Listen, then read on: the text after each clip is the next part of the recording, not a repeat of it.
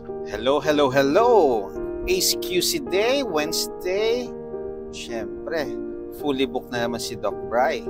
So, dun sa mga gusto magpa-consult with a low-carb doctor advocate, open po ang July 17 ko.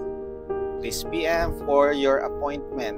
Okay, so bakit ba natin kailangan magpa-consulta when you're doing a lifestyle modification? Gusto nyo mag low carb, mag-keto, mag-carnivore, dahil kailangan alamin natin ano ang health condition nyo now bago kayo mag-lifestyle modification.